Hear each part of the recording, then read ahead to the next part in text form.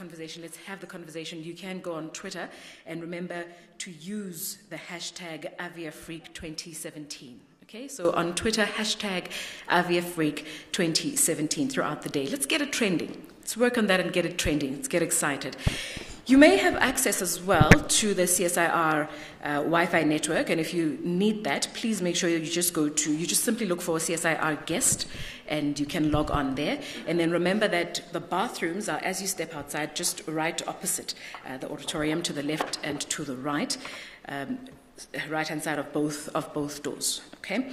Now, as you know, this year the theme for the summit is "In Africa, for Africa, by Africa." Very important that. And enhancing aviation sustainability of the African market within the global space. So let's get started by welcoming today's keynote speaker, Mr. Nthato Moagi. Mr. Moagi is an upcoming industry superstar and has designed the low-cost educational robotics toy, otherwise known as LCERT, while still completing his BSc in aeronautical engineering. And working as an engineer at Denel Dynamics, Mr. Moagi founded his company, CRSP, designed to commercialize his invention. And he was a top 10 finalist at the prestigious 2016 Hack Josie Challenge competition and went on to win first place at the 2016 SAB Foundation Social Innovation Awards. He was selected as one of the brightest young minds, BYM, of Africa in 2016, as well as one of the Mail and Guardian's top 200 young South Africans of 2017 in the world of science and technology. That is quite a resume. Please put your hands together for Mr. Nthato Moagi.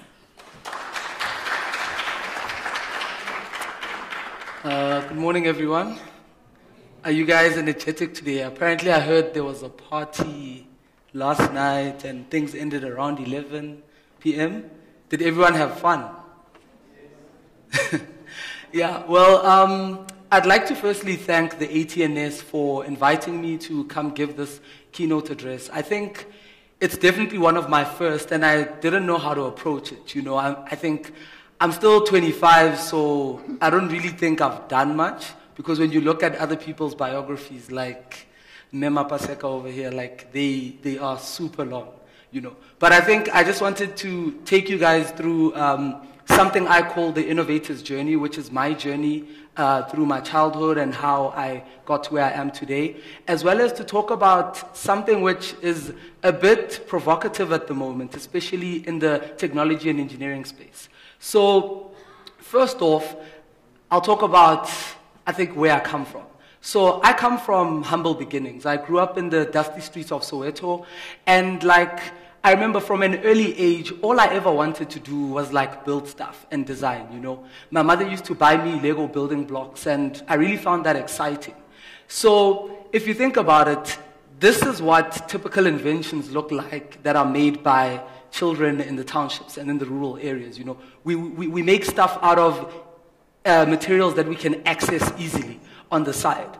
And like I said, my mother was just a factory worker. So I couldn't really get robots and all of these other toys that I really, really wanted from a young age. So when I wanted to move on now to the Lego building blocks that were based around robotics, I remember it was a very crucial time, and it was a crucial conversation between me and my mother, because I was 11 years old, and you know, you go to your mother, you're like, "Ma, I want that." And she's like, "How much?" You're like, "Just 3,000. And she's like, "What do you mean just 3,000? That's not even my monthly salary, you know." So I didn't quite understand this at the age of 11, but then I think that's where the resourcefulness started. So I chose to look around and try to find alternative solutions for this issue that I had, because I really, really wanted to get into that space of robotics, engineering, and all of that. You know, and my other dream definitely was to go to space. I think growing up in Soweto, there isn't much that you see as you're growing up. But when you actually look up at the stars, then you build your curiosity and you start thinking about different things. You start looking at TV, seeing what people are doing overseas and this and that. And for me, I actually realized that at that early age that, I think us living on this planet, we're only small, dust particles in the bigger scheme of things, you know. The universe is so massive. And for me to just get out of the atmosphere and look back on the earth and think, oh my God, I'm not even a dot on that planet. That really it really sparked my curiosity. So I still to this day want to go to space. And it was one of the driving choices that I made when I decided to study aeronautical engineering. So the alternative solution that I found to solve my robotics problem was a magazine that started coming out at CNA. So this magazine was called Ultimate Real Robots. So this magazine, at CNA back in the day, the first 2 issues, they sell them for like 20 Rand. So they want you to get on and start getting used to buying it. So after that though, 3rd issue onwards, the price goes up. So my mother was able to buy me that first issue and I got a chassis. So if you can see over here, the chassis is that black part that I have over there. And then I got the 2nd issue as well and I got those wheels. But everything else, dololo. I couldn't get motors, I couldn't get the brain for the robot, I couldn't even get the software that I needed to use to program the thing. And that's because my mother just couldn't afford to spend 200 Rand every fortnight to get me this magazine subscription to be able to build a robot eventually. As you can see, this is the number of issues that they ended up releasing in the total lifespan of that magazine. There's people selling these collections now all over eBay and other websites in the UK as well. So I think the childhood part of myself still wants to realize this dream, so maybe I'll be one of those people buying these collections.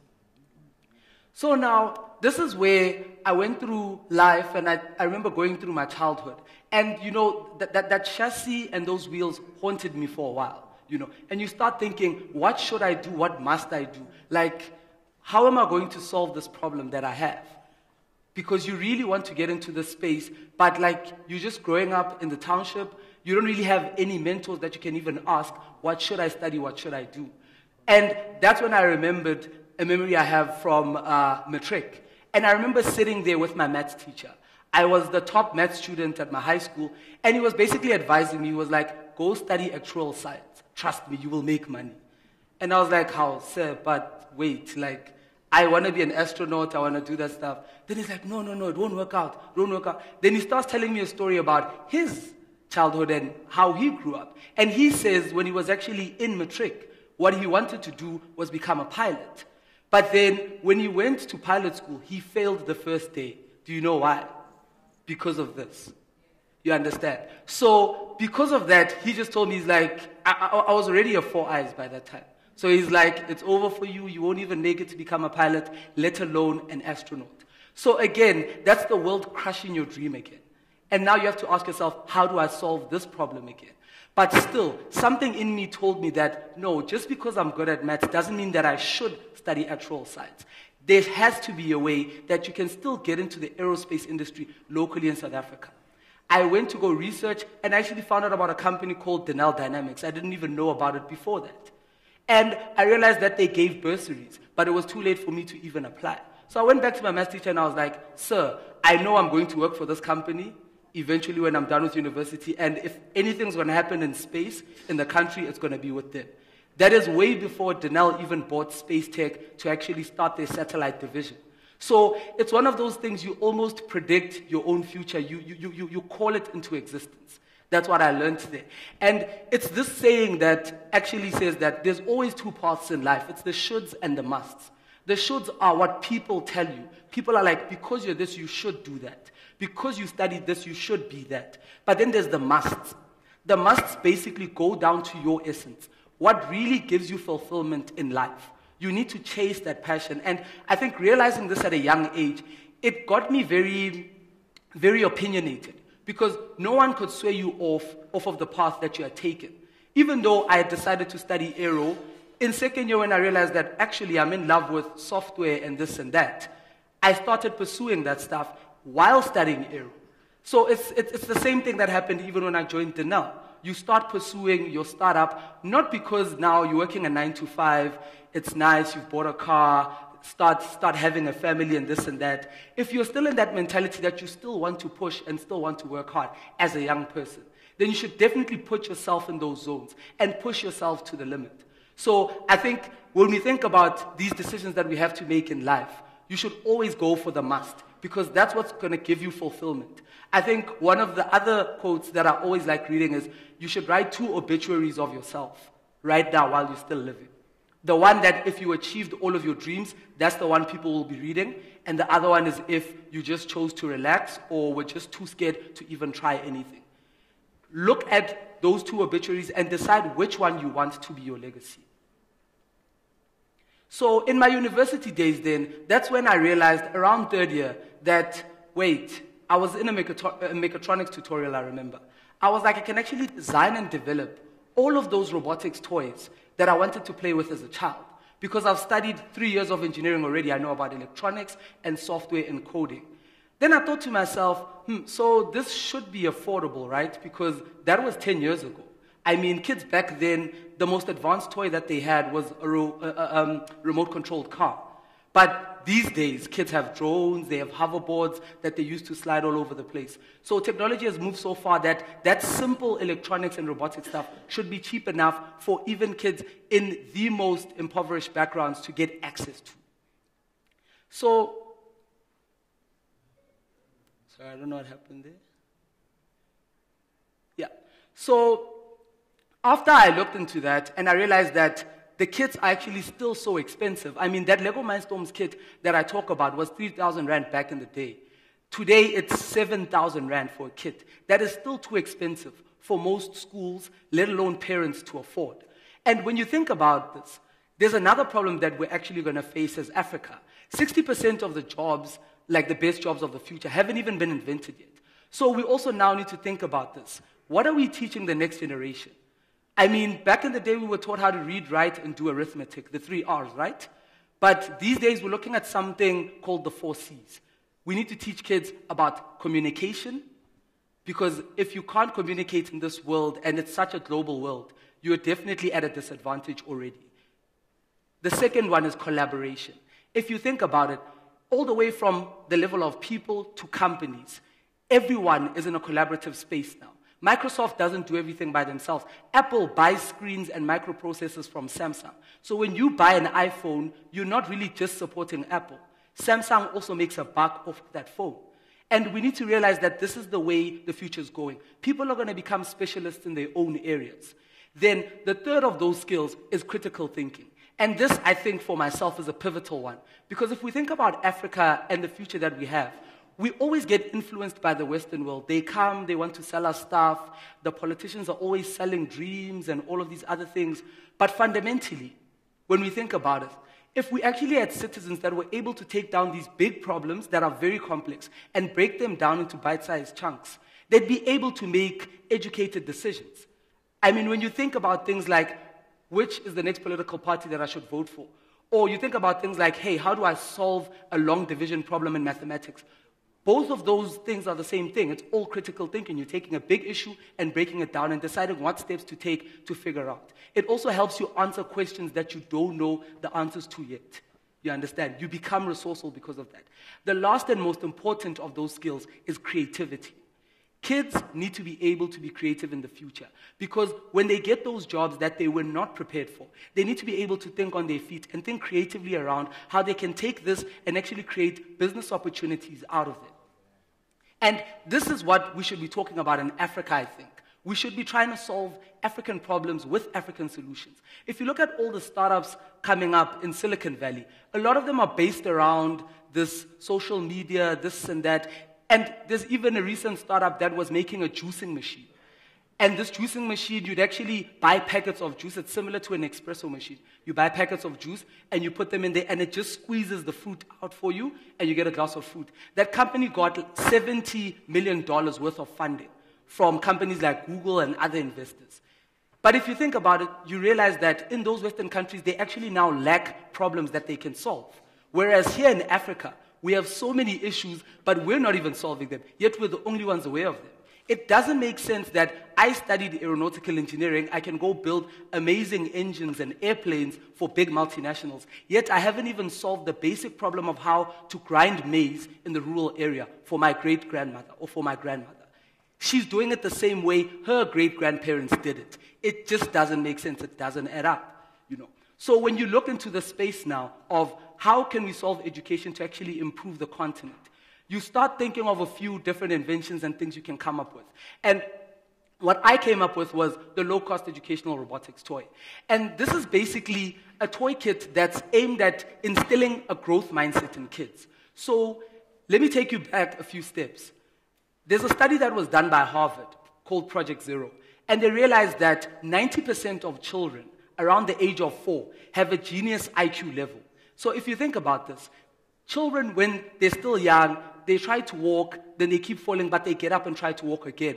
They actually build up so much intelligence and confidence and capability that it's amazing. It's a genius IQ level. But by the time kids are around 12 years or 11 years old, only 50% of them have retained that genius IQ level. By the time we are 21, only 10% of us actually are anywhere close to a genius IQ level. So clearly, education is currently failing us. You understand? And we need to think about this. What is actually instilled in us? We start off with a growth mindset. When that child knows that they can learn how to walk and they know that they can figure out this problem, they can figure out a solution to that or whatever. That's what a growth mindset is about. But we actually develop a fixed mindset as we move through life. That means you stay in your box and you think, these are my capabilities and I can't do anything beyond this unless I've learned this. And you just shut down. So think about it like this.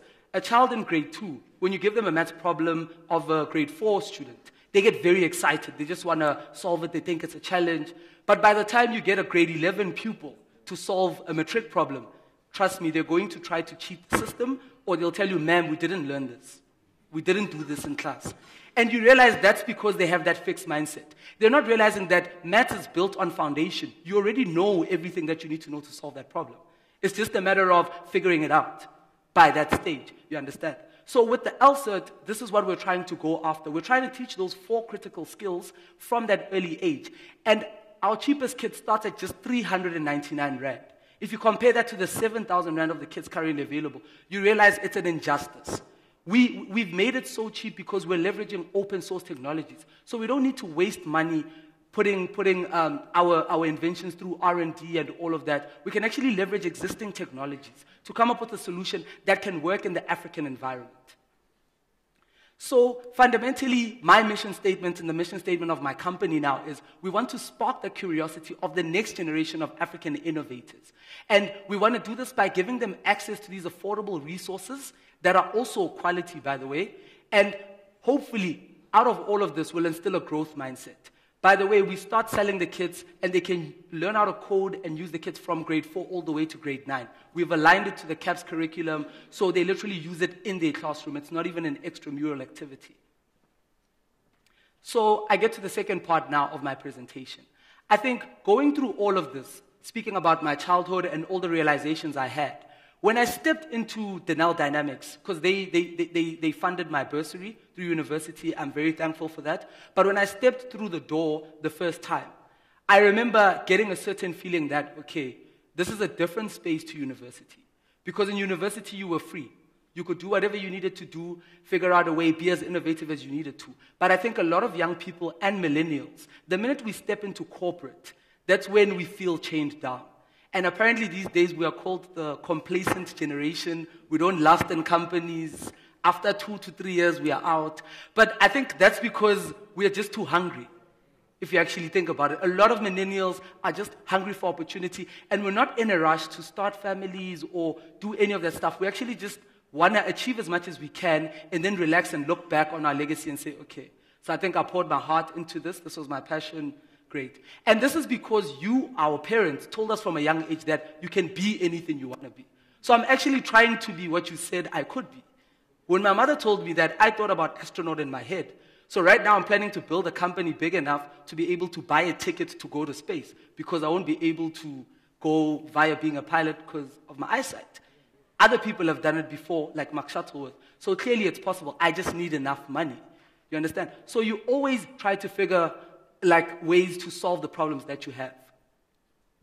So the disruptive innovation theory, I've summarized it a bit here, but basically what you get is disruptive innovations, by the way, are positive. So I think we get a lot of negative vibes when we see companies taking over industries and we think, Uber is being too competitive or this or that, and you love Microsoft, but now it has to throw that product away because there's a new technology on the horizon. Well, disruption is actually there for the good of consumers. So if you actually look at this graph over here, you see that a lot of companies that are industry leaders, they keep improving their technologies through something we call sustaining innovations. That means that when the product initially came out, it was good enough for the customer to use. That's why you bought it.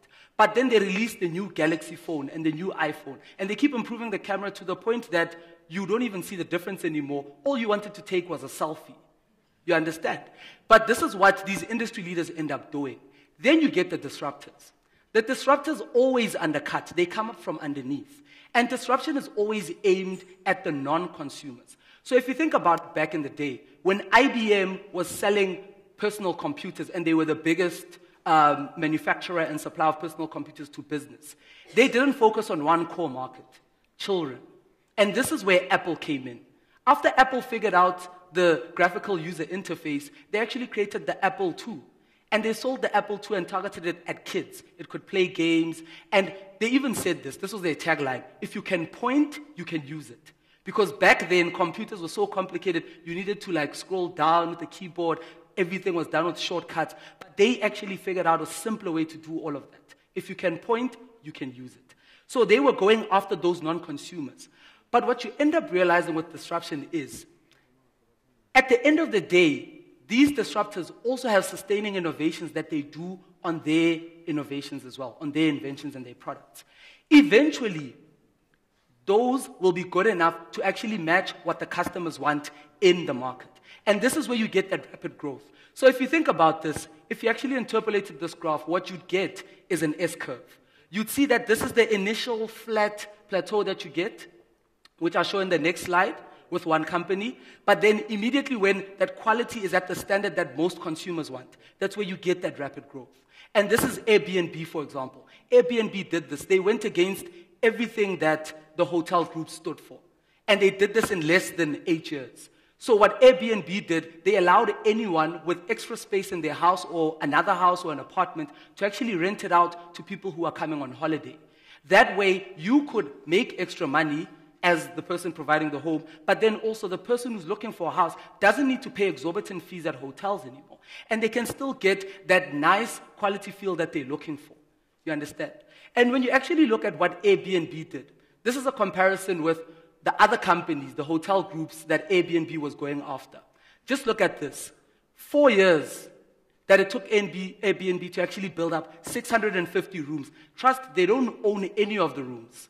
But these guys, Marriott, they own 697 of the rooms. They took 88 years to build this, and they're only in 80 countries. Airbnb is in 192 countries.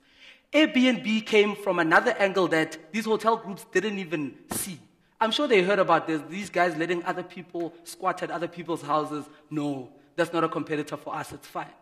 But eventually, you get people who have premium houses and premium apartments who rent them out on Airbnb. And that's where I'd rather stay there than stay in a hotel penthouse. Because I still get that lively feel that I want, and I'm able to be as free as I can be. I don't need to be held down by the constraints of a hotel. And when you think about this as well, I'll talk about this a bit later, regulation always precedes innovation in an innovative environment. So hotels have to stick to so many standards. Airbnb grew so fast that the legal policies weren't even in place yet to actually tell people that this guy can't live at your place or you need to have this health standard before he can move in. That they didn't even give them enough time. You understand? So Airbnb just came and plummeled the whole market. And again, that's another comparison with another hotel group. And you can see these guys, their revenue for a certain year was $7 billion. Airbnb was $30 billion. And if you look here at other companies that built their businesses on top of these hotel chains, so these are hotel booking sites. So they weren't doing disruptive innovation. They were just doing parallel innovation, saying, hey, let's digitize this. They weren't really disrupting the market. They're still way under Airbnb. And this is where you see the power of disruptive innovation. And we as customers always win. Another example of this, because most people think disruption only started happening in the fourth industrial revolution. Well, it actually happened before. I'm not sure, like, if we've got anyone who actually remembers the old appliances that used vacuum tubes. They were made by RCA. This is the American company that used to make a lot of the electronics back then. So basically, the business model around these was they built big TVs, big radios, and this is before transistors. And you'd actually get these into your house. But now, those shops that were selling them, the appliance outlets, they actually couldn't make much of a profit off of selling these products. But what they could make a profit on was replacing the vacuum tubes, because these would always pop. I think if anyone had one of these, they'd realize these apparently used to pop so consistently that you'd always have to send it back. And this was actually part of the business model. This is where the appliance manufacturers were trying to make their money. When Sony came through with the transistor technology and the transistor radio and the initial ones, those same appliance shops didn't want to sell their products because they were like, you're going to sell something that's not going to break, so I can't make money from it. I'm not going to buy your stuff. So Sony had to now figure out a way to get their product out there. Guess who they went to? They went to the big wholesalers, Target, Walmart. And this is what you see. As Sony disrupted RCA and took them out of business, Sony in turn disrupted appliance manufacturing shops. Appliance selling shops. And it actually gave way to a new model for Target and Walmart and companies like that to exist, where they could actually sell a lot and they were making quite a bit of profit by selling a lot. So they were working on high volume instead of low volume, big margins. You understand? So this was a completely new business model. And when you think about this, this is what happens with a lot of the industry leaders. They always don't see the market potential, or they tend to not prioritize it when disruption is happening. Because they're always looking at what currently I need to do. This is the best product I have. That Sony thing is just a portable device. It won't work. Or they always look at, we're making a lot of margin off of this, and we only have to sell 10 of them. And I think in defense and aerospace, it's the same thing. We're always saying, if we can just sell 10 missiles or 10 UAVs to those guys, we're sorted. But when you actually think about it, this is how we give ourselves up for disruption, you know. So how do we actually help ourselves, like, prevent disruption in our industry, in the aerospace and defense industry? This is something I thought about now in my second year at Denel. And basically, in the first year of Denel, when I worked there, I was an intern. But in the second year, I started getting more involved in the youth forum. And I actually created a little innovation forum within the company, where we were trying to figure out ways to get the company to be more innovative. So I'll give you an example of another case study, where you have this company called Altician and Trello. So Trello just recently launched, like I think 5 years ago, and this is Altician with their product called Jira. These look very similar. What you're basically doing is project management by dragging and dropping cards on a computer screen. So when you think about this, initially, the employees of Altician, the guys who make Jira, we're just looking at Trello as this is such an inferior product, and they're just copycats. They copied our whole interface. What are they doing? But then what happened is Trello got a lot of growth. Because when you actually look at the graph, and look at this and compare it to that initial disruption theory graph that I showed you, you can actually see the trends. This is what customers want. This is what Jira was giving them. But this is where Trello was coming up. What the CEO of Altician actually realized, this is even outside of that space of discussing it with his employees, he realized that, wow, Trello's going to disrupt us pretty soon. You can actually see their trajectory. So what did he do instead? He actually acquired them, so that he took that innovation, that disruption that was happening, and brought it internally, so that he can now, instead of getting disrupted, he eats off of those profits. So he wins when they win. And if you think about it, this was smart, because rather he buys them now than when they're too expensive, because that's what happened with Microsoft and Slack. So this is where we come to the whole conclusion of it's actually pretty impossible for a company to disrupt itself. And this is fundamentally because they always prioritize their existing market over the new market. It's just the way companies operate. So the only way for companies to actually perform disruption in their own market or in a new market is for them to create a separate business unit. And I think this is a recommendation I have for some people here from companies such as Denel and TIA and CSIR and other aerospace companies to say, if you want to push innovation, there's something called a 70, 20, and 10% rule.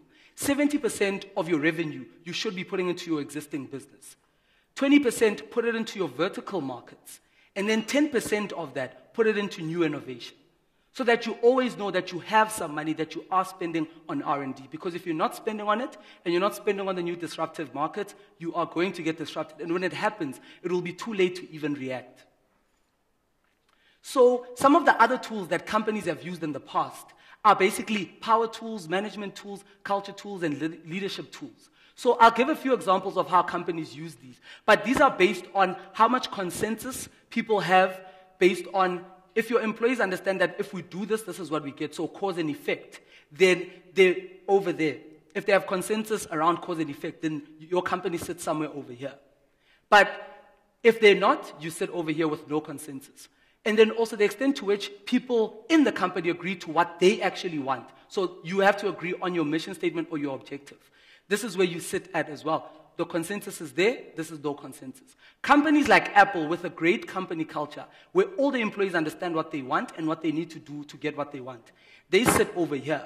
And this is where the CEO can actually come and motivate the people, come with visionary statements, and the company will move forward. But if you tried applying these type of tendencies in a company where there's already a fight internally, where the employees are arguing with management or the employees are arguing amongst themselves, not knowing what they need to do to solve a problem or to innovate, then you actually have to enforce power tools.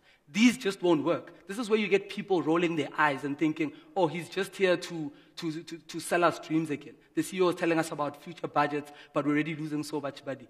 We're just going to go into the ground. You understand? So examples of this are Intel and AMD. So AMD came around the 1990s, and they were going to disrupt Intel. They basically came up with a cheaper computer processor. But fundamentally, Intel was the market leader. They were selling very expensive processors. What the CEO of Intel did was amazing. He actually got one book called The Innovator's Dilemma, and he invited all of the management executives, took them to a certain boot camp, and said, let's all read the book and study the book. He did this so that they could all get a common understanding or common framing of the issue that's at hand. Thus, he was able to actually create that new model. They came up with the Intel Celeron chip, which was actually a lower power chip, but it was in direct competition with AMD. Intel, if he hadn't done that, was actually going to get disrupted by AMD, and we probably wouldn't have i7s and i5s today. The same thing happened with Microsoft, where Microsoft around between 1995 and 2001, they actually were about to get disrupted by Netscape because they were focused on their operating system and all of that, but the internet was coming in. They hadn't created an internet browser yet. So what Bill Gates actually did, because they had a strong company culture back there, he actually gave one of the most famous visionary speeches that a CEO has ever given in the past. And he actually got to mobilize all of the employees to go into their little banks, come up with solutions to solve that problem. And the solution they came up with was Internet Explorer. And eventually they won over Netscape. He saved Microsoft. Now Microsoft is going through something similar where they wanted to buy Slack. But by the time they wanted to buy Slack, Slack was actually too expensive. It was $8 billion.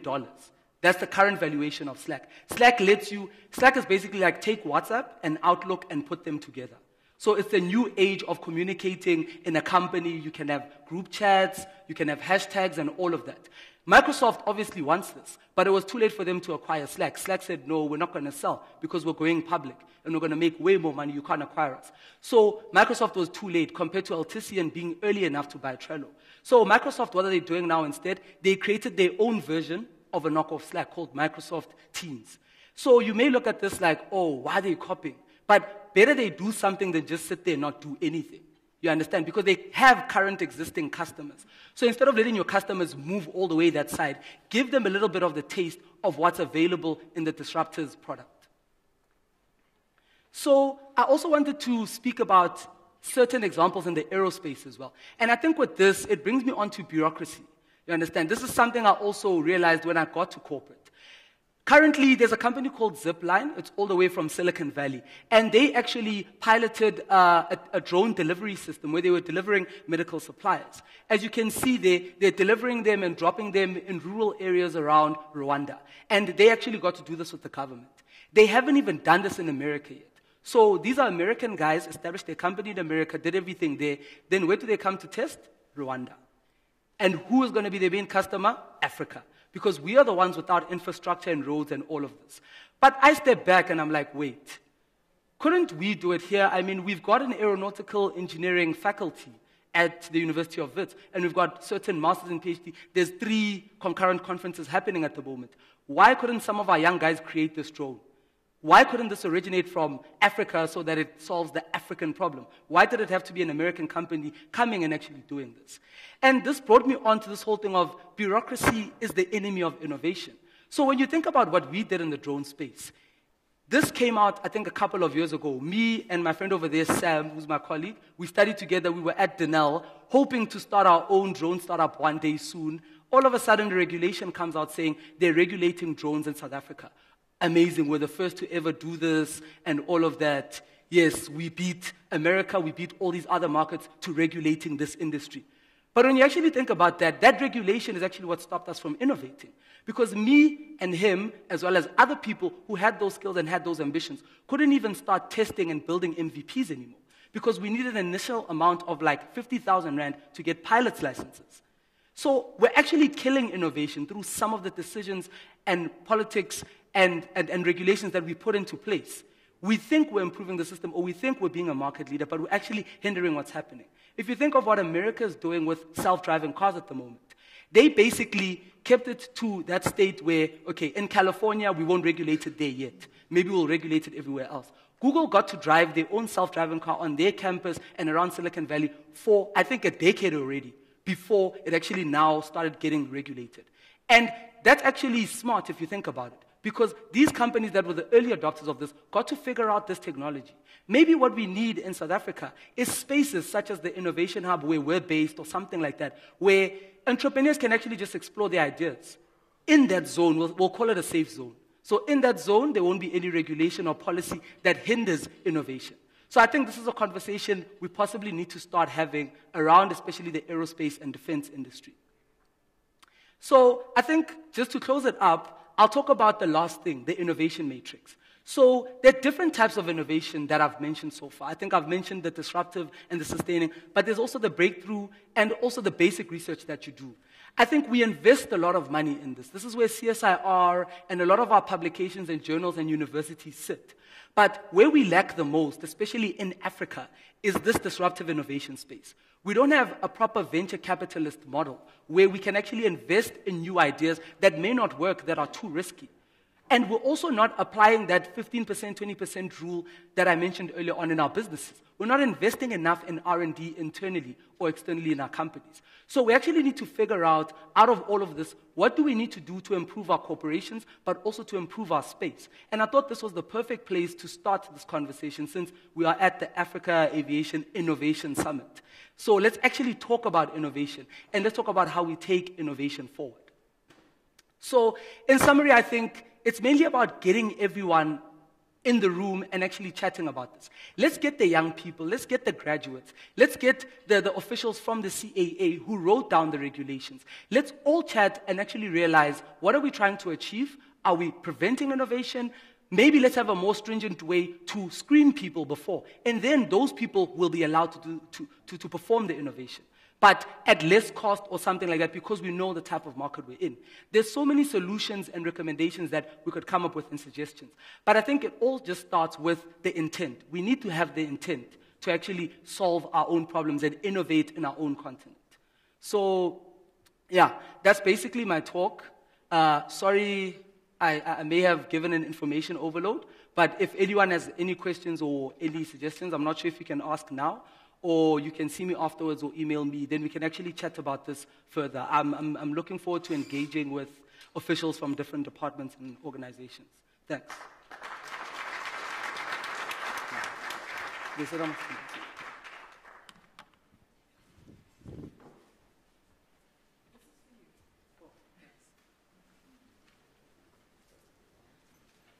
Wow, hey? At 25, and that's how his mind works. I'm excited about what's in store for Africa. Aren't you? It makes me feel like, it is happening. This that we talk about all the time about getting Africans on board to build Africa, make Africa better. We've got a great mind like that. I'm sure a lot more can happen. Going to space, I think where there's a will, there's a way. I don't see you not going to space.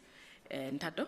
I think that's exactly where you're headed. You're already doing great things. Please let's give him another round of applause.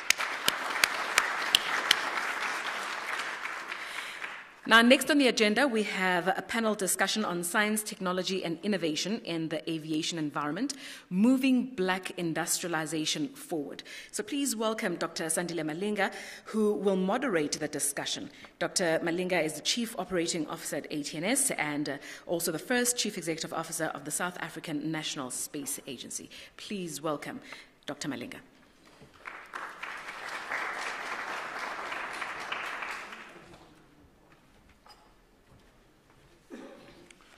Morning, ladies and gentlemen. I would like to invite my panel to come forward before I start. Thank you.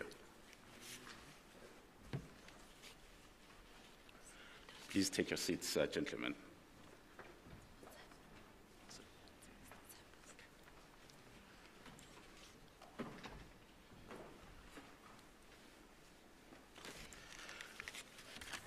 Thank you, Ntato, for an inspiring message. Some of us are not 25 anymore, but it was really inspiring. Thank you.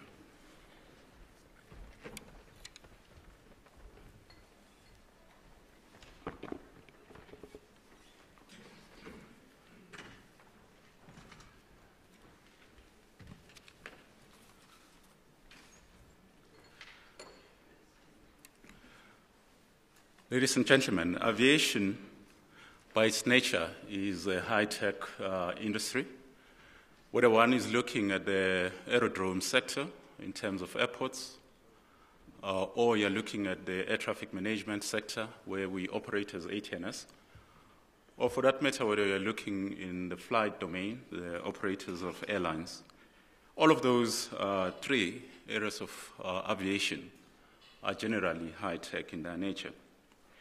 And we tend to find that currently there is over-reliance on foreign original equipment manufacturers, OEMs.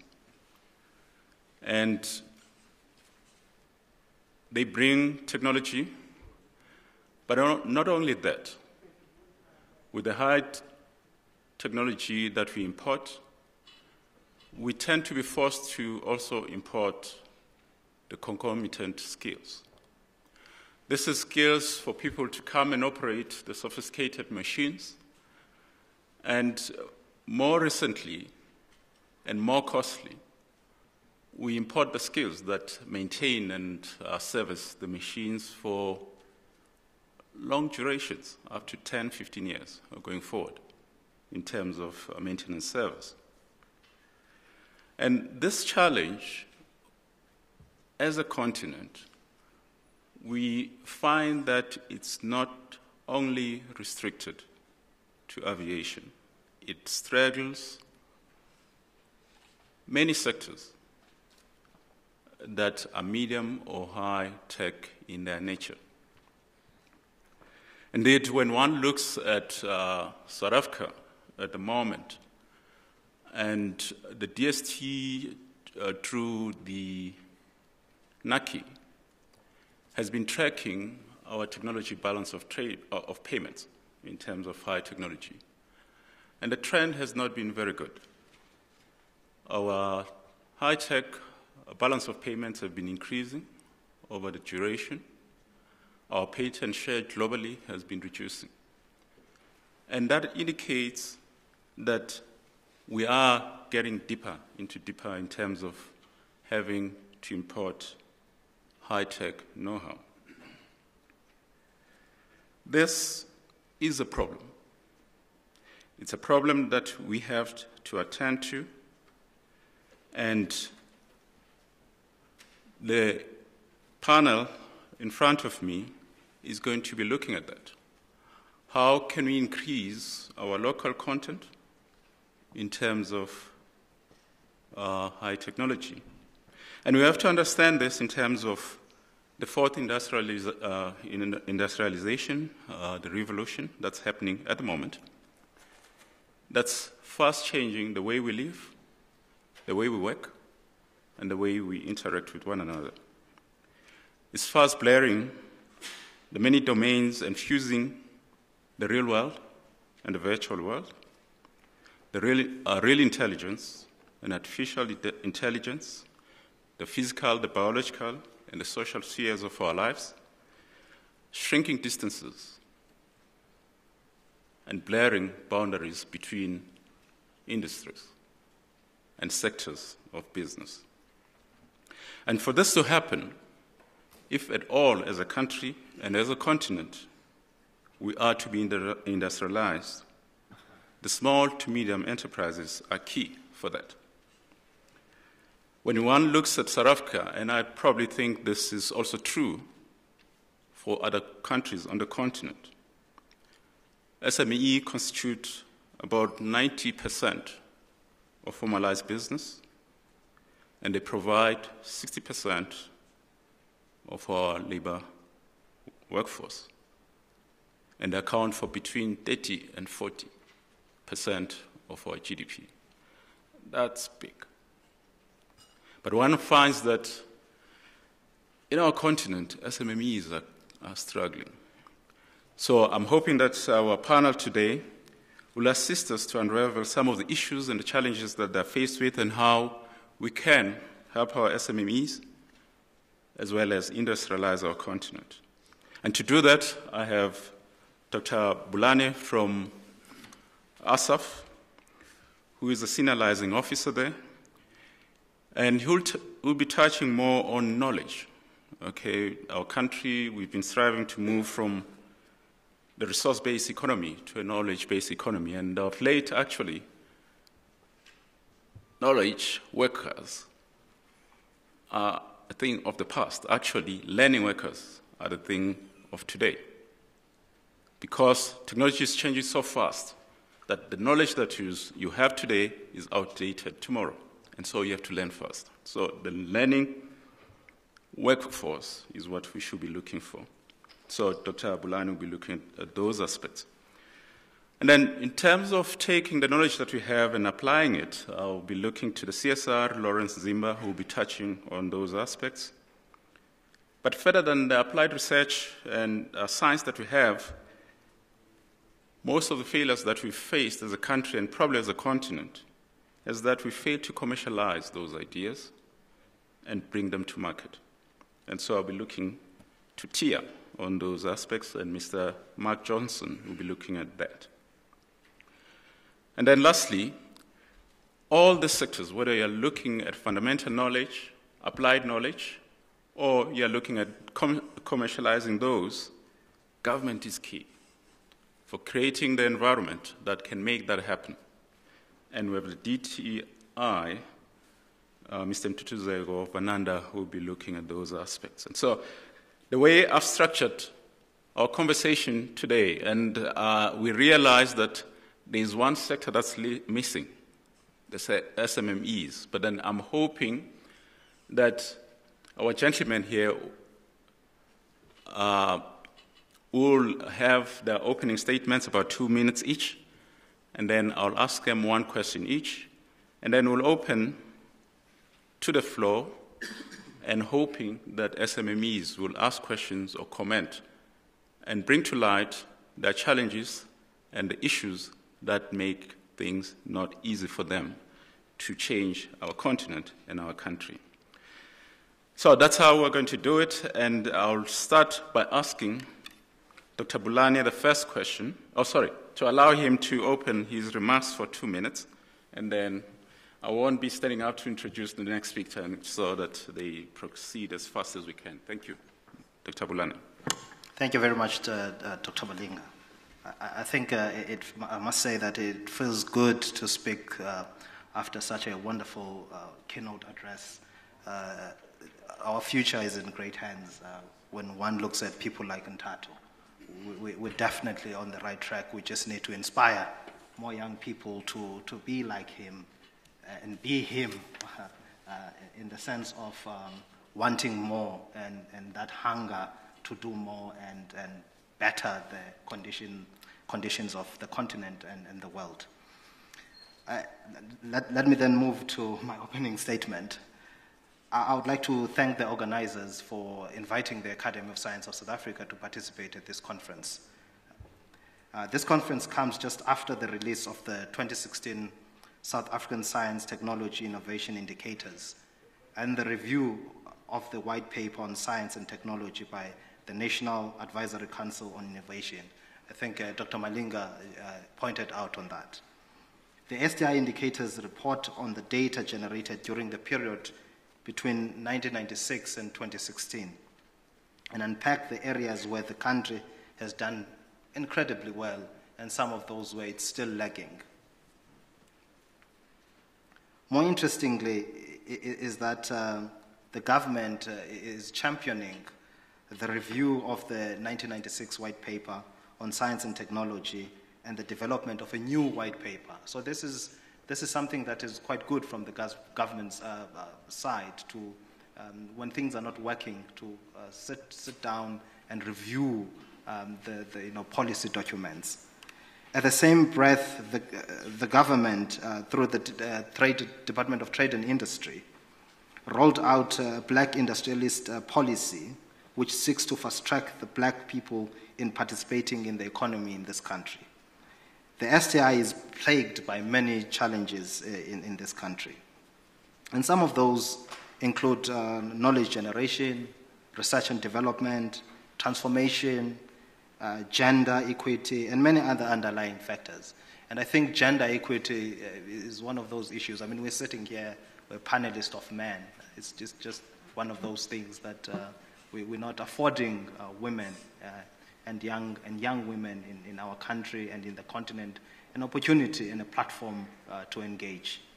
It is worrying, and it has to be confronted by those that drive policies and those that implement policies.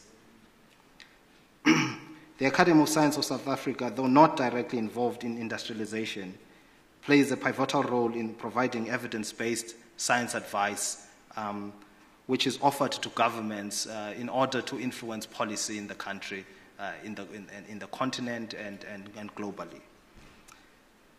For now, I will close by saying a link needs to be created between STI, black industrialization, and the fourth industrial revolution.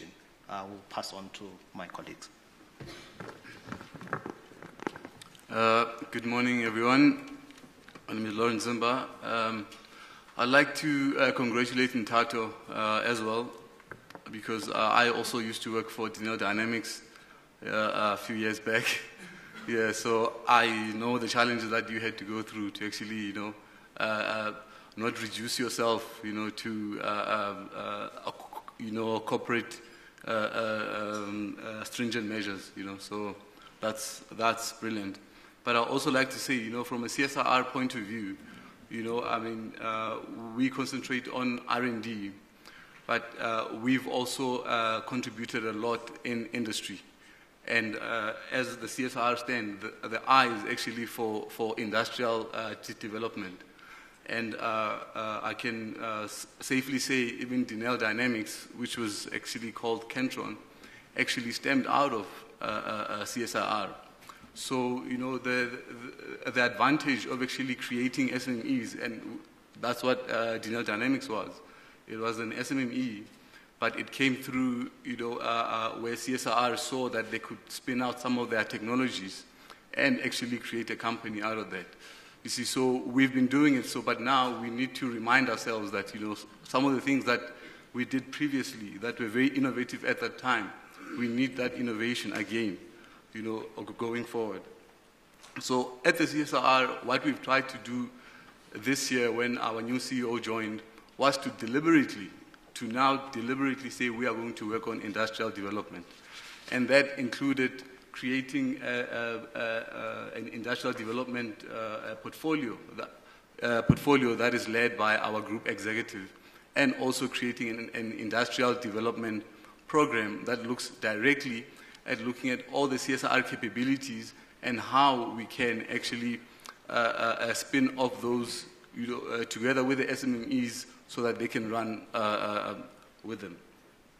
So, and also what we did this year was to actually host what we call the sixth CSIR conference that focused a lot on the ideas that work for industrial development.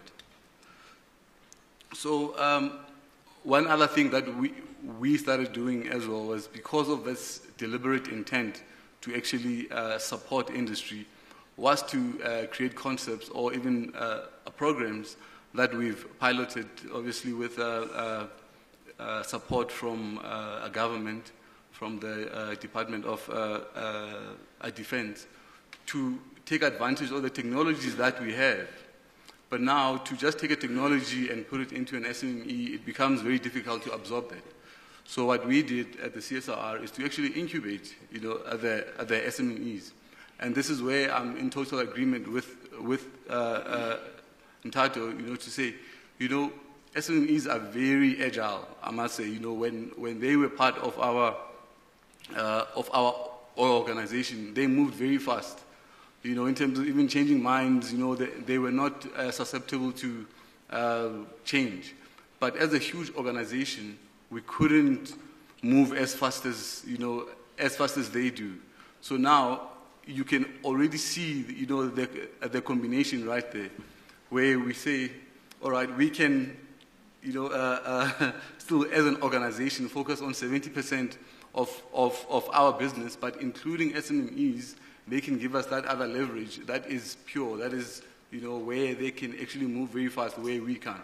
Thank you. Morning, everyone. I also like to just thank everyone, and also I'd like to also reiterate what the other speakers have spoken about the inspiring keynote address. I represent the Technology Innovation Agency. As an agency, I think we are very privileged to play in this space on building on the excellent research and innovation outputs that are active in the country, and do that for the benefit of the country as a whole. Within that context, we also attempt to play a strong coordinating role in being active in our national system of innovation. And we realize that it's very important that we are not a silo organization, and that our challenge requires participation from all other agencies and all the private sector. So to be in that position is very strategic and very valuable, because it allows us to play a bridging gap role between the academic and research outputs and the commercialization outputs. We believe within the context of the Black Industrialist Program, we have especially value to play in terms of positioning these SMMEs and potential companies to qualify and to be active in the program.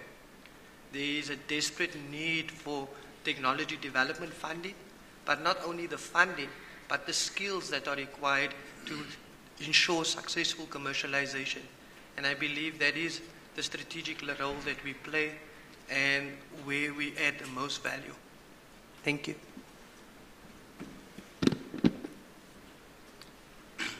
Okay, good morning, ladies and gentlemen. My name is Ndutuzelo Vananda, representing the Black Industrialist Program. I think we all agree that there is a need for collaboration between the public and private sector in order to implement some innovative ideas that we come up with as an industry. But as government, I think we need to take bold decisions in terms of ensuring transformation. So I'm from the SEZ, which is Special Economic Zone and Transformation Unit. So our main role is to ensure that there's transformation in this sector. And I think we all agree that this sector is very much untransformed. So it is our role working together with the industry to ensure that black entrepreneurs benefit from the government programs. So as DTI, we came up with the Black Industrialist Program, which is a program that we believe that is a program that will ensure radical economic transformation in this country. And aviation industry is one of the sectors that we are targeting as part of the sectors that we want to support. So I believe that in order for this industry to implement innovative ideas as government, we need to do less regulation, but we must also provide financial and non-financial support. So through the Black Industrialist Program, we believe that we'll be able to do that, working together with the industry. The Black Industrialist Program has got 3 pillars. which is access to funding, access to markets, and access to other non-financial support. So with regard to access to funding, we were supporting black entrepreneurs who are 51% black owned. And in terms of the starting project value, we are saying it must be 30 million and above. And the maximum grant that we provide is about 50 million. So this is an opportunity for black entrepreneurs who've got innovative ideas, but who doesn't have funding to come forward and work with us. So far, we've supported about 56 projects in terms of the funding, and 33 projects in terms of access to markets and other non-financial support. So within the aerospace industry, we don't even have a single project. I think it's something that we need to change. I think through this summit, it's something that will change going forward. So we invite you to come forward. Industry must come forward with innovative projects. And as DTI, we are prepared to support those. So with regard to access to markets, we take black industrialists to various stakeholders just to ensure that they've got access to markets. We also do trade missions to go to African countries just to make sure that we open doors for black entrepreneurs in the country. So I think we can have a further discussion later then. Thank you so much. All right. Thanks very much, gentlemen. I'm going to ask each of the panel members in the same sequence they are seated a question. After the first set of questions, I will then open to the floor to comment, ask questions, and to have a discussion going. The first question is to Dr. Bulani. Research and development and the creation of new knowledge are key to industrialization. And how can we on the African continent use this to develop our industries? Thank you very much, Dr. Malinga, for the question. I will attempt to answer your two questions, because there are actually two questions there. The first one that deals with R&D and industrialization in the continent, it's quite a very important one, because economic growth is something that is directly linked to inventions, innovation, and the improvement of life. So this is something that is quite important. But what is interesting in the country, when one looks at the data that has been reported both by NACI and the HSRC, there is an indication that our expenditure on R&D has not increased much over the years. For example, the government injected about 7 billion in 2001 to about 29 billion in 2014, and that's negligible. That's nothing. It's very little money to be injected in research and development. But further to that is an interesting fact that the biggest contributors to R&D investment is actually the private sector. That's quite interesting, because people generally think it is the government. The higher education sector comes secondary to that, and in terms of investment in R&D. So the papers that Ntato had indicated there as a product of this investment that comes through the higher education. But what has been the trend is that the private sector has been decreasing its investment into research and development over the years, and whereas higher education has been increasing it slightly, though, very slightly, in really small quantities. And other interesting facts are that if one looks at our R&D expenditure as a country in the SADC region, South Africa's contribution is sitting at about 89% expenditure, and in the region we're sitting at about as I mentioned, in the region at about 89%. But when you look at the sub-Saharan Africa, we're sitting at about 38%. And in the rest of the continent, we contribute about 21%. I mean, for a single country, that's a huge amount of money. In not so much the money itself, but in terms of contribution, because you've got 54 countries, and you have one country contributing about 20% into R&D expenditure. But if we look at the greater scheme of things, in terms of what is our contribution when we look at the global contribution in R&D, we have declined from just under 0.5%, 0.4%, to about 0.28%. That's negligible.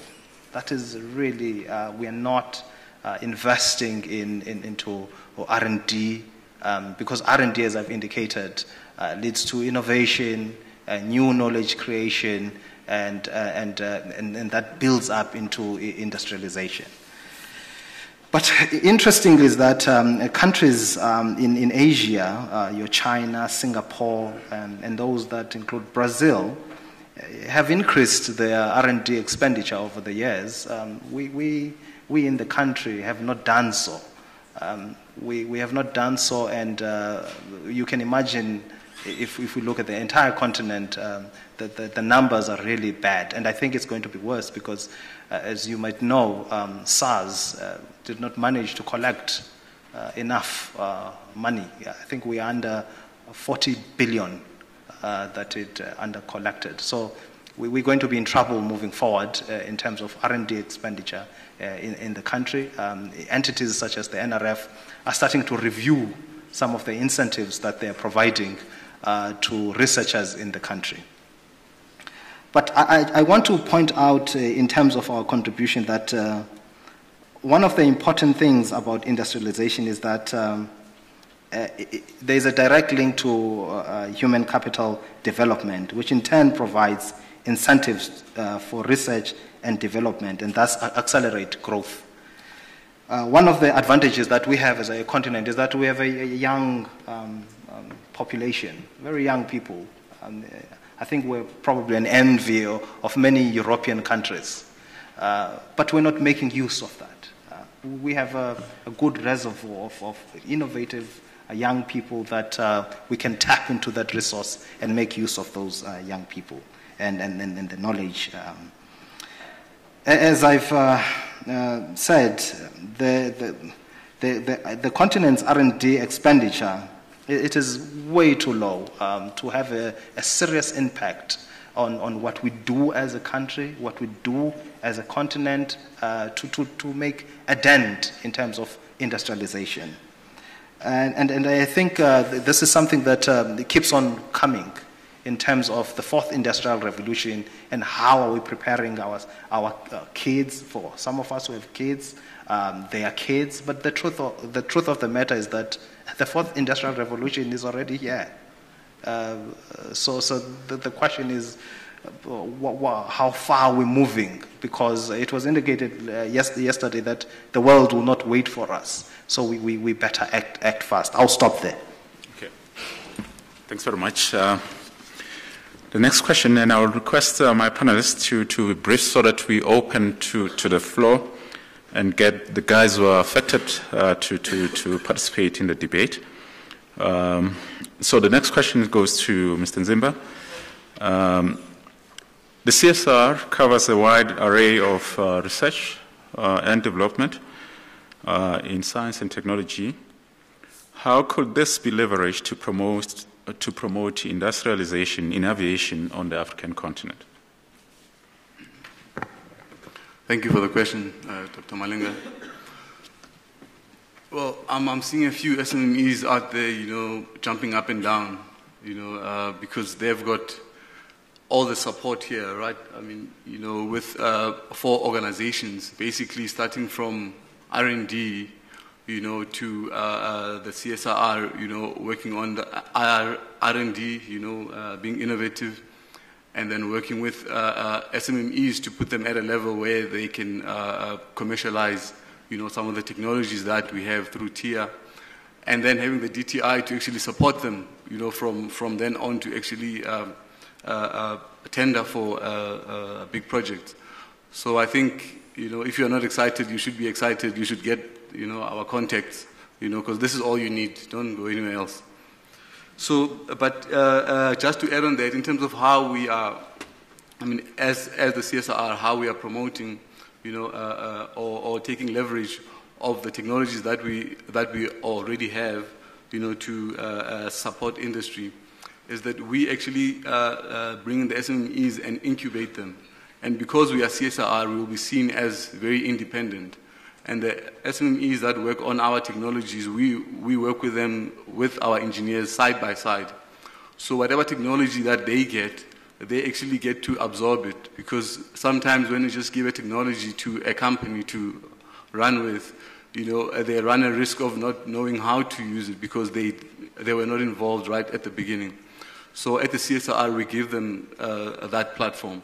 And in the civil aviation point of view, CSR has signed an MOU with ATNS, actually this year in May. And already we've got 4 high-impact projects that we are going to be working on. And, from that point, we will be taking that, to the SMEs, and the SMEs need to now tender for some of those projects that are going to come out of ATNS. So this is our involvement in terms of contributing to industrial development. Right, thanks very much. And then we'll move on to Tia. Tia. Let me ask the question first. While a lot of R&D knowledge is created on the continent, the ability to commercialize it is a big challenge. And how can you address this? Thank you for the question. I think TIA, as an organization, is privileged to have the opportunity to de-risk the technology. Once technology is developed in an R&D or early stage environment, it still needs to further funding to develop it so that it is more acceptable to the market. This is not just productization, but also technology optimization. And TIA has been established to support that role. So we are fortunate, so in terms of the technology that emanates, for example, from CSIR, in collaboration with an SMME that aims to commercialize that technology, can then approach an organization like TIA to assist it in further development to de-risk that technology, meet all the necessary certification and regulatory challenges so that it is more acceptable to follow on funding which is required for exponential commercialization. I think that is the key strategic role that TIA plays. With respect to the aviation space, TIA also has, or we've been fortunate to also establish an MOA with ATNS and CSIR, and to look at how we integrate the collaboration, because it's vital that there is collaboration and extensive collaboration within the value chain. This collaboration doesn't only extend to CSIR, but to all other agencies, A&I education and other innovating support vehicles to achieve the same fate. Thank you. Thank you very much, Mr. Johnson. Now, as I indicated earlier on, government, for anything to happen, government is key. And to the DTI, the question that I have is that the technology readiness level of most African-based companies, particularly the small to medium enterprises, is still low to drive meaningful technology localization. How can we as a continent address this, and what's the role of the DTI in doing so? Okay, thank you very much. I will attempt to answer this to say there is a huge potential for African countries to drive technology localization, but I think what we need is political will and political stability in the African continent. because it affects the kind of investment that we need as the continent. So, for instance, countries like Kenya, Ethiopia, they're very good in terms of coming up with innovative ideas around aviation. But I think the continent as a whole, we just need political stability and political will. We need to come up with policies that will ensure that we drive localization. For instance, currently within the DTI, we have something called the designation of sectors. We designate sectors for local content. So I think that's one of the ways of how we can drive localization of technology.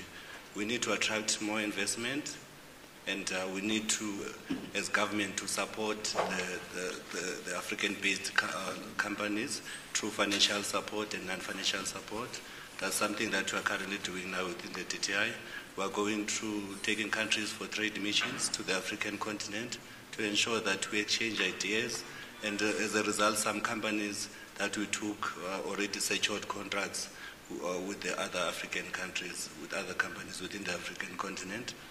We've taken them, for instance, we started the trade missions last year to Nigeria, Madagascar, Ghana. This year we took them to Namibia and Uganda. So now we've opened up another round.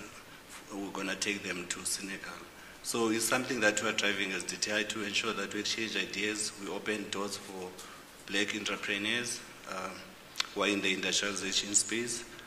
And also I think we need to ensure effective implementation of our policies, because we can designate sectors for local content, but if we don't monitor and ensure that such policies are implemented, then it's pointless. We're not going to move forward. So I think just to answer that, we just need to take bold decisions as government and provide financial and non-financial support for black entrepreneurs to ensure that they succeed. Thank you. Thank you very much. That leaves us with just under 16 minutes before it's 11 o'clock and we have to end. I think that's sufficient time for us to engage, to discuss, and I'll open the floor for comments, questions, and no question or comment is out of bounds. Thank you. And then I'll start there. Yes, sir. And then I'll come to Mr. Pierre. Thank you. Firstly, I would just like to thank Afrique for putting together a panel like this. I think the first steps to solving a lot of our problems is to get the key stakeholders together in a room, and I think you're doing a good job there already. I just wanted to ask a question, maybe a bit of a controversial one. Are we not maybe trying to run before we've learned to walk? The question being, we seem to be very technology-centric in trying to solve an economical problem, and specifically novel technology, where we're looking at commercializing R&D. But I think the majority of SMMEs out there in the technology space, in the aviation space, may be looking to solve innovative problems or applying innovation to solve very difficult problems using existing technologies. And I don't see room for that type of SMME to be supported here. So that's basically my question. Okay. All right. Any of our panel members can address that issue? Thank you. Thank you for the question. I agree. That is a challenge within the current NSI. With respect to our agency, we do use it as a criteria. However, I believe that depending on the business case and the commercial value and the localization uptake, it can be overcome. I think we must acknowledge that if we are helping SMMEs, we are helping them to build sustainable ventures. And I think that must also be a consideration. So when we make that decision for sustainable ventures, that is where the novelty consideration plays a role. But it is not our only criteria. So it will be dependent on how the business model is presented to us to say the business model provides a sustainable opportunity that we can really invest in. And we are more than willing to do that. Thank you. Thank you. Right. Mr. Pieka. Thank you, and good morning to all, and thanks to the panel. My question is going to include Ntato as well. So if maybe he can also even comment on this one. It's called innovation. Innovation is one of the best things to do, and in which I encourage. Ntato, in one of his slides, mentioned bureaucracy is the enemy of innovation. Now, we need to define two things: the difference between regulation and bureaucracy. Because regulations, I believe, must always be there. To give you an example, Chair, in aviation, one of the main things is safety. You've got Googles and their balloons, and we've got our aeroplanes flying there. You've got, for instance, in terms of the UNOSA on space issues, we are at the present discussing with UNOSA because of the entry and re-entry, which are actually a cause. I mean, they're going to be a problem to aviation. And you've got all these space debris that are coming down, and God forbid, they will come into one of our engines, and imagine what will happen.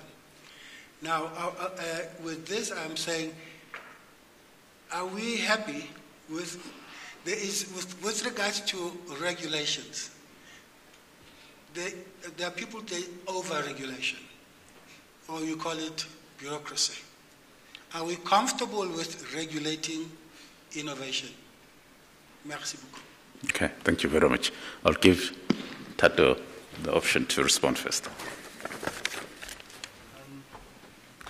So I think I definitely agree that it's a challenge to actually come up with regulations that don't hinder innovation, but at the same time impose those safety precautions that we need to look into, especially in the aviation space. So I think that's why the last slide was more important than everything else when I said all the stakeholders should come to play. So if you think about it like this, a regulation that is drawn up without innovators in the room or without innovators giving their say will actually just become a bureaucratic process. For example, I think we've applied for TIA funding before. And a lot of the stuff we had to fill in, or DTI funding, or IDC, a lot of the stuff you end up having to do, write a business plan. By the time, as an innovator, you've written your business plan, your business model has changed because you're so quick, you end up pivoting so many times, figuring out that didn't work, maybe this will work or whatever. You realize that the system is not built for a company like you. It's a system that's just said, hey, here's the format for it. And if you look at why a business plan exists, they actually came up with business plans back in the day, in the 1960s or something apparently, to prevent banks from just giving loans to random people in America. This is during the Industrial Revolution when it was happening. So business plans were actually built to prevent or to slow down innovation or to slow down businesses from getting established. So they were built with bureaucracy in mind. So all I'm saying is we need to find a new way where there's a common ground between definitely the regulations that we need, that will protect people, will protect the innovators as well, protect society, protect the environment, because a lot of other innovations are very destructive to environment as well. Then I think when you have all these stakeholders in the same room, this is where you can come up with the policies that will have everyone's best interests at heart. And you actually build a system or build a policy that's built around getting the most efficient way to get through innovation. That's my 2 cents. Thank you very much. I think the other issue is where Africa strives to be a first mover in regulating.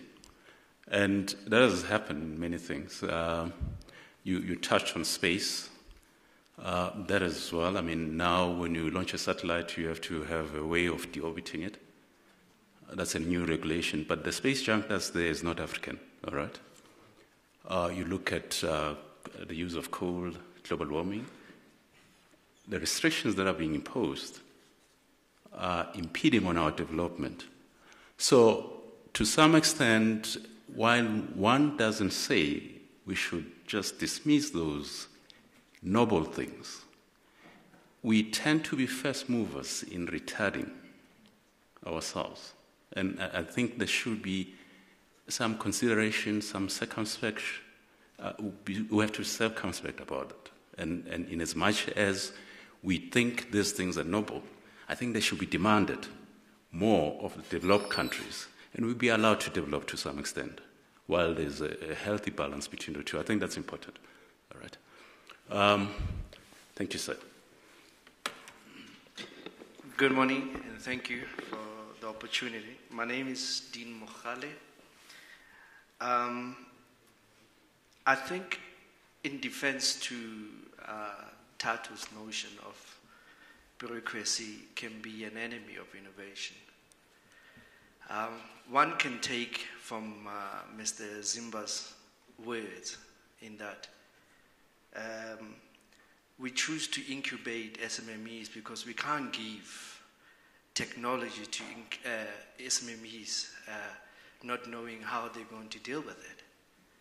That's quite demeaning, actually, if you listen to it and think about it, because it speaks to the notion that Tato cannot leave Denel Dynamics and set up his own environment and be capacitated by the CSR instead of being incubated by the CSR.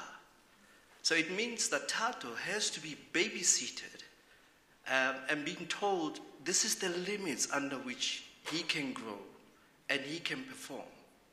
But that is bureaucracy, because the CSR will then get funding from the DoD, which in itself has bureaucratic means of running processes. And then the CSR imposes exactly the same bureaucratic means to an SMME to be able to grow. So bureaucracy, it is a problem. But the most scariest thing that I had this morning, and with due respect, Dr. Bulani, this youth that you're talking about is not remaining young forever. We're having challenges on the African continent. And more, people keep saying, we have youth, we have youth. The youth that we're talking about is semi-youth because it's unemployed, is not active. Now, the approach that is suggested in terms of innovation and in terms of R&D, it's a challenge in my view as an entrepreneur and as an industrialist, in that we miss the boat in localization in many instances. Now, the fourth generation industrialization movement is here, and you are still talking about we need to R&D. There is a direct relation between R&D and your revenue. The economy is slowing down. We, as the aviation and defense, we are only importing, we are only bringing 36 billion in this country. And yet the country, in excess of 100 billion, is purchasing from international partners.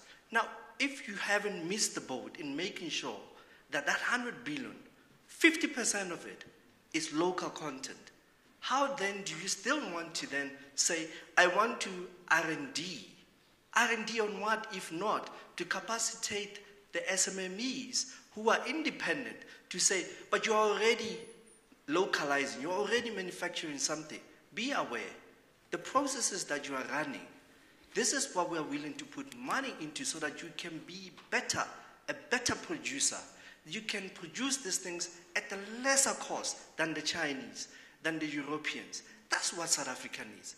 It doesn't need you guys to go and now start remodeling innovation or remodeling R&D. The world hasn't changed much in terms of the requirements that it has. The speed at which it's moving, it has changed. And that's what we miss in the boat. Not bringing up new products, not bringing up new ways of doing things. It's the speed at which we are responding to. Thank you. Thanks very much. I don't know whether my panelists want to address this, but I can comment. I agree with you to some extent, but then I think to say R&D, and as much as I appreciate the fact that we need to be investing in commercializing things and taking them to market as rapidly as we can, but then the world and the success and the enjoyment of what we have today has been on the basis of R&D. And so whether you're looking at a silicon chip, which is PNB junctions, semiconductors, which was done a long time ago, or photoelectric effects for our TVs, or you're looking at quantum physics, all right, into quantum encryption. So when those things started, when Einstein was still here, we never thought of it as being things that we use in computers today. When he thought of it then, of quantum physics, he didn't have quantum encryption in mind. And so we shouldn't be short-sighted. We should always look to the future, to future generations. The past generation invested in us, we should do the same. So we cannot ignore knowledge, all right? But then we should realize the issues that we're raising. Thank you. All right, any other comment? Do you want to address that? Yeah, okay. Just 2 cents worth. I just want to concur with you, Dr. Madinga, in terms of knowledge generation. If one looks at, for example, Europe, there's quite an interesting fund that is provided through what's called a SASTAP, Horizon 2020. It's been running for a very long time. Now it's on its 8th framework. You know, Europe provides about 80 billion euros. 80 billion. We're not even providing 80 billion rands to do R&D in the country. It provides 80 billion euros to drive R&D. And what's interesting is that we participate in that as a country, but we get about 1% of that. 1%. And I think what I need to stretch is that it is put together to address the interest of Europe. That's how it's put together. If you go to the Horizon 2020 website, you will see that. The idea is to generate jobs for Europe and make sure it remains a leader in areas where it leads, and in other areas where it is not a leader, it emerges as a leader. And I think that this is important. Knowledge generation is quite key in growing and making sure that innovation, not only in the country, but in the continent, is at a level where we can generate revenue. So you're right, there's a direct link between innovation and economic growth in a country. Thank you very much. All right, I want to take one last question. We have 2 minutes. Thank you, sir. Good morning. My name is Neo Kekana from Team Focus. I tend to agree with the gentleman sitting over there who was asking a question regarding the youth. I mean, I was sitting at a presentation yesterday with Mr. Johnson from TIA. He mentioned something very scary. He said they can only offer funding up to youth until the age of 30. So I don't know what happens to the rest of the 5 years that we must maintain for being a youth. But then again, we are an ED partner sitting on the ATNS program that tends to develop enterprises. And then in most cases, we are partnered with companies that are well developed, they're internationally recognized.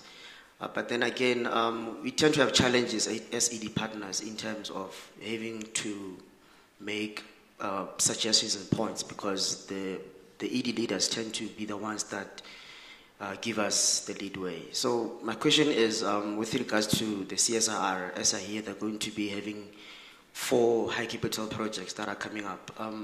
What are they going to do in terms of SMMEs like ourselves in making sure that we survive this aviation business and industry? Thank you. Thanks very much. Okay, if I may answer that.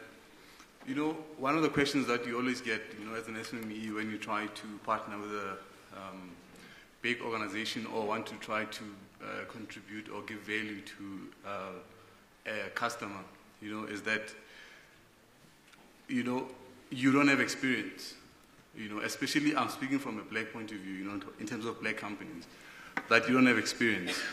Your staff does not have, confidence to deliver what, I want. So at the CSR, what we saw that when we were running this program is that we were giving the engineers confidence. More than anything, it was not even about the actual technology. Okay, so the technology was a means to actually build that confidence, to now go out there and say, I'm confident, I've got the experience. Okay, and then also to add to answering also Mr. Mokhali, is to say it's not to the industrial development part that was created at the CSRR is to actually shield, the SMEs from the bureaucracy of the business itself. So what we saw was that, when we were working with the SMEs, they dictated most of the things, and we allowed them that space because we didn't want to make them feel like they can't, that they are restricted. Even the technology itself, as we said, it's not even about the technology, it's about what they can even get from that technology and say, this one I'm going to commercialize, I'm going to get out of the incubation part or run separate legs, and we're going to support that. You see, so we're just giving them that platform where they are confident, so that when that question is asked, because it gets asked a lot, especially from black company, black engineers, that you don't have the experience. So now they'll have the answer. So when you go to ATNS and say, I've got the capability and we can vouch for you because you worked with us, we can vouch for you. It makes it much more easier for you. So you are basically getting another big brother that is going to fight the battles that you've been fighting all on your own. Thank you. Right. Ladies and gentlemen, we've come to the end of our panel. I'd like to thank my panelists, and I would also like to thank yourselves for the discussion and the questions and the comments that you raised. Thank you.